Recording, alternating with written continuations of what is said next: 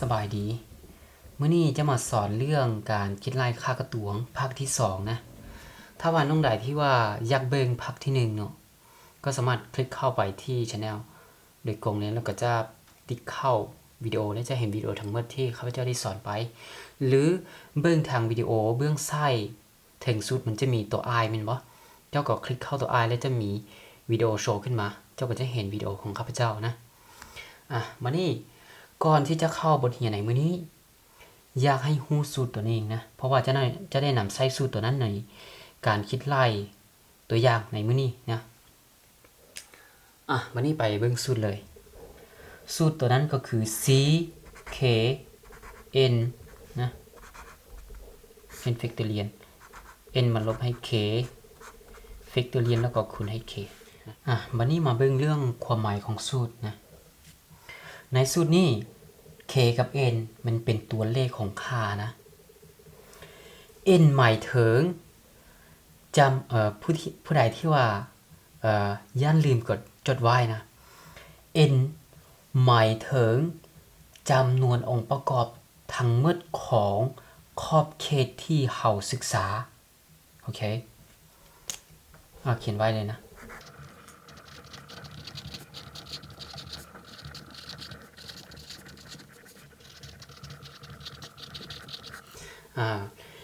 n แม่นจำนวนองค์ประกอบทั้งหมดของขอบเขตที่เรากำลังศึกษาโอเคมานี่ความหมายของตัวนี้มาเบิ่งความหมายของสูตร ckn เนี่ยมันหมายถึงจำนวนวิธีทั้งหมดที่เจ้าเลือกเอา k องค์ประกอบจากจำนวนองค์ประกอบทั้งหมด n เนี่ย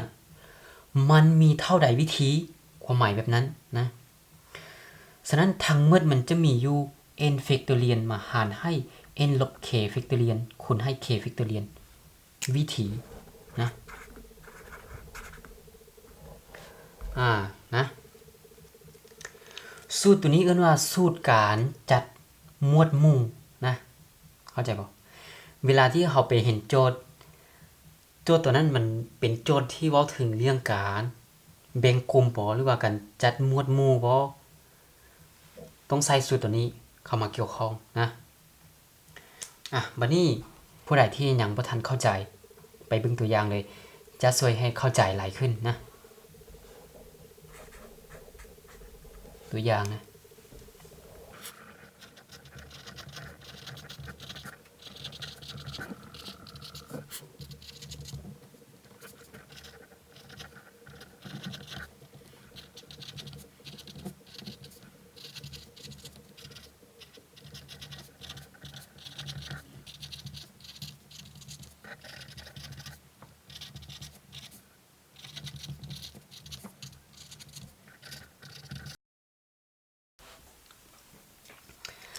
จังซี่นะ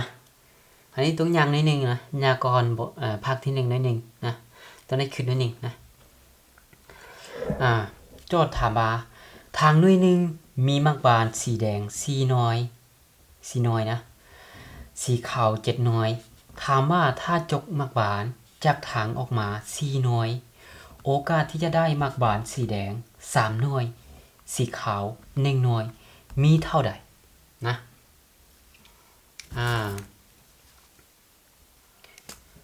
โอกาสที่จะได้ตัวนี้แดง3ขาว1มีเท่าไหร่วันนี้ต้องมีสูตรตัวนี้ว่ะเข้ามาเกี่ยวข้องนะต้องได้ใส่สูตรตัวนี้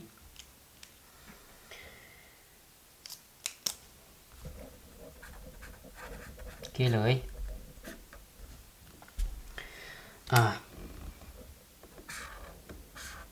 ทางหน่อยนึงแม่นบ่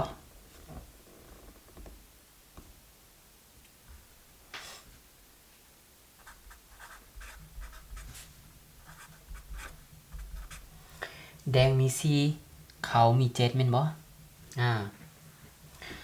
บัดนี้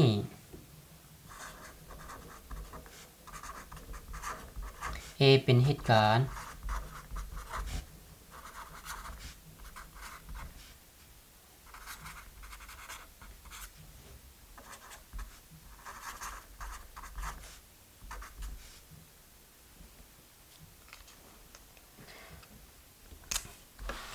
แล้วค่ากระตวงของ A จะเท่ากับแม่นบ่ในภาคที่1เราได้เรียนมาแล้วบ่สูตรตัวนี้แม่นบ่ได้เรียนมาแล้วจะอธิบายขึ้นสูตรตัวนี้นะเพราะว่าย่านบางคนที่เข้ามาใหม่เนาะอาจจะยังบ่เข้าใจมานี่สมมุติ A เป็นเหตุการณ์ที่ได้สีแดง3สีขาว1แม่นบ่ตามที่เขาต้องการนะแล้วค่ากระตวงของ A มันจะเท่ากับ NU เนี่ย NU นี่มันหมายถึงจำนวนเหตุการณ์ที่จะเกิดขึ้นทั้งหมดนะมันนี่ NA หมายถึงจำนวนเหตุการณ์ที่จะเกิดขึ้นตามความต้องการของเขานะเห็นบ่มันนี่ปัญหาของเขาก็คือไปซอก NA NU แล้วมาแทนใส่เห็นบ่มันนี่การไปซอก NA NU ใส่ส่วนนี้มาเกี่ยวข้องนะมันนี่ NU เนี่ย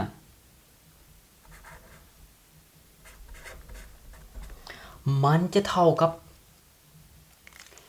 คือเจ้าจกน้ำบานแม่นบ่จากถังด้วยหนึ่งที่มีแดง4ขาว7ทั้งหมดเนี่ยมันจะมีเท่าไหร่หมายถึงว่าเจ้าจกเอา4จาก11แม่นบ่ในถังทั้งหมดมันจะมีอยู่11แม่นบ่มักบานหั่นน่ะแล้วเจ้าจกเอา4หน่อยแม่นบ่นี่ก็คือจำนวนเหตุการณ์ที่จะเกิดขึ้นทั้งหมดนะตัวนี้จะเท่ากับ11 factorial แม่นบ่ให้11ลบ4นะ11ลบ4ยังเหลือ7 factorial แม่นบ่แล้วก็คูณให้4 factorial บัดนี้แจกเข้าไปอันนี้11คูณให้10คูณให้8แม่นบ่บัดนี้คูณให้7แต่ว่า7 fact เอาเขียนซะเขียนออกมาอันนี้กับอันนี้มันจะหมดไปนะแม่นบ่จะยังเหลือ10 11นะคูณ10คูณ9คูณ8คูณให้4 3 2แม่นบ่บัดนี้ตัวนี้กับตัวนี้หมดไปแม่นบ่อันนี้กับนี้ทั้งยังเหลือ11วันนี้คนให้3แม่นบ่330มีเท่านี้แม่นบ่มีเท่านี้วิธีบัดนี้ NA เด้ NA มันจะเท่ากับระวังเด้อตัวนี้นะตัวได้ขึ้นนิดนึงนะมันจะมี2อันเห็นบ่มันจะมีสีแดงและสีขาวความต้องการของเขาก็คืออยากได้สีแดง3อันใน4อันนี้แม่นบ่อยากได้สีแดง3อันใน4อันแม่นบ่มานี่สีขาวเด้อยากได้1อันจาก7อันแม่นบ่อันนี้ตัวนี้ต้องเอามาคูณนะจึงง่ายๆก็คือ2เหตุการณ์นี้มันเกิดขึ้นพร้อมกันนะเอามาคูณแต่ถ้าจะอยากศึกษาให้ลึกไปเนาะหรือเจ้าบ่เข้าใจคิดบ่ออกเนาะเจ้าก็ไปแต้มเอานะว่าถ้าจะได้แดง1เนี่ยมันจะต่อตัวนี้เท่าไหร่เนี่ยเจ้าก็ไปคิดแบบง่าไม้หั่นนะมันจะได้แบบนี้จะเอามาคูณนะจะบอกอธิบายให้ลึกเกินไปนะเพราะว่าย่านอธิบายหลายแล้วเห็นงงมีแต่ชื่อว่าให้ถ้าว่าจกมาคือ2เหตุการณ์นี้มันเกิดขึ้นพร้อมกันแม่นบ่เจ้าจกมามันเกิดขึ้นพร้อมกันแม่นบ่ฉะนั้นเอามาคูณเลยโอเควันนี้ก็ไล่มาอันนี้จะได้4แม่นบ่4เฟกอันนี้4ลบ3จะออก1เฟกแล้วก็3เฟกคูณให้7เฟก